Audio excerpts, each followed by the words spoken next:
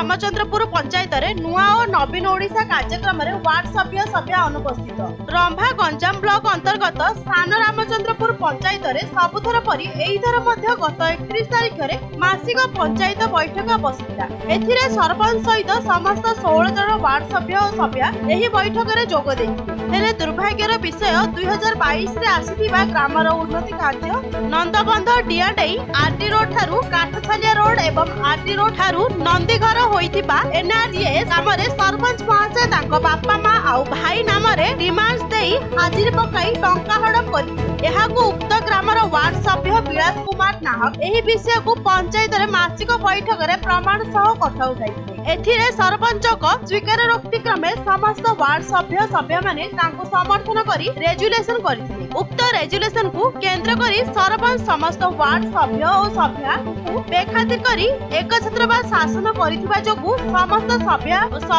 एवं नायब सरपंच विष्णुप्रिया नाहक पंचायत रे हेउथिबा कोनोसी काम पंचायत को सरकारक दान अनुदान विषय रे एवं कोनोसी कार्यक्रम विषय रे जणा नथिले बोली नायब सरपंच विष्णुप्रिया नाहक मत प्रकाश करिथिले। एथि पूर्वरु सरपंच पंचायत रे कोनोसी विषय रे अवगत करूनथिले। तेणु समस्त वार्ड सभ्या पंचायत रे होइथिबा सरकारक नुआ ओडिशा नवीन ओडिशा कार्यक्रम रे समस्त अनुपस्थित रहिथिबा जोगु एहाकू किछि स्थानीय पंचायत बासिंदा आलोचना करि रंभार बनवासी सेटिंग रिपोर्ट न्यूज.in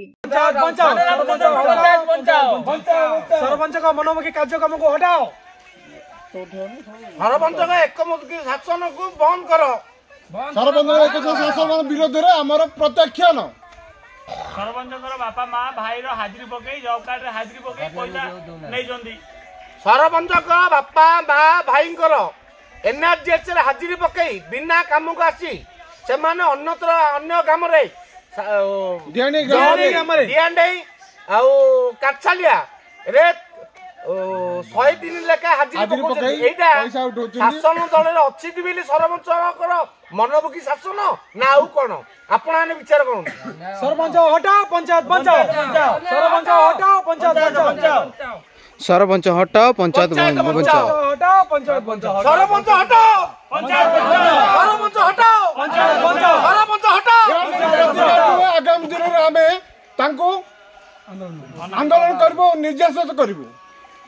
पंचायत को जहाँ भी कार्य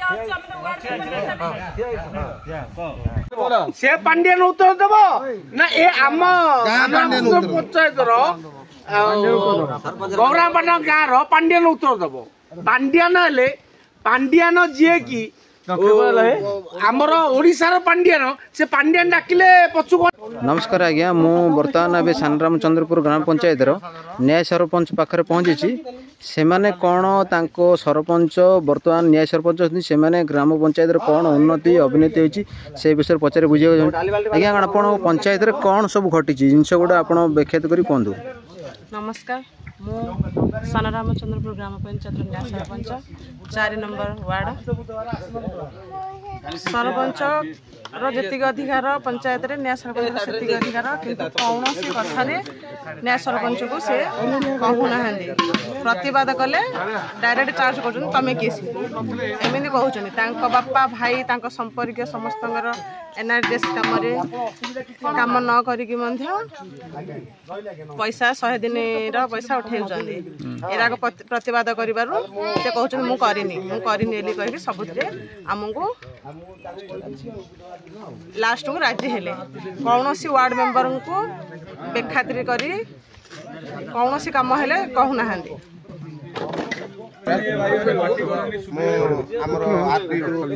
रोड पर्यंत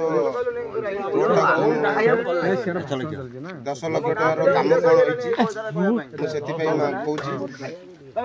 10 लाख आमर काम कौन है आमर गार्ड वाल काम आमर सब 2 लाख आउ अवशिष्ट पैसा आमर कड़ आमर 10 लाख टकार काम कहीं वर्तमान आमर एनर्जी काम बोर्ड आज पर्यंत भी लेखा जाए।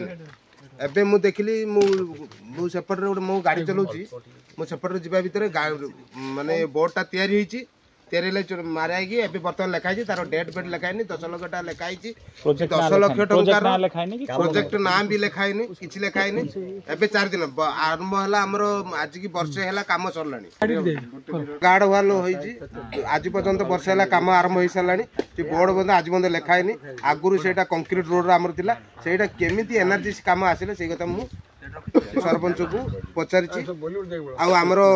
ओडिशा तो आमर नवीन अच्छा नवीन पचर पांडेन अच्छा आम गाँव नवीन अच्छा आम गाँव पांडेन अच्छा से पांडेन धरिकी आम कौन वार्ड मेम्बर पचार ना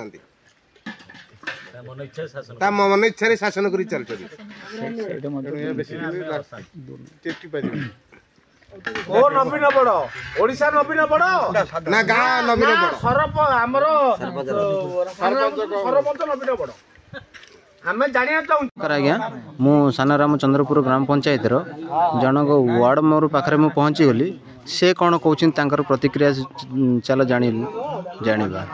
नमस्कार मुझे सानाराम चंद्रपुर 7 नंबर वार्ड मेंबर कहबार कारण यही कि जे आमे शुणा पाइलु आम पंचायत को 50 लाख टंका आसीची जेते बेले आमे सरपंच को दाबी कलु 50 लाख टंका आसिला को काम लागला सरपंच तार किछि भी आंसर देलेनी सब कथार कहते आम कि जानिनु कि जानिनु आम गाँव को आज पर्यंत जो 3 वर्ष 2 मास 2 वर्ष होला आज पर्यंत आम सरपंच को को प्रकार चिन्हनु का एक दुई जो कम गति हानि नभ आउची आमको से कम पाती जानिनु कि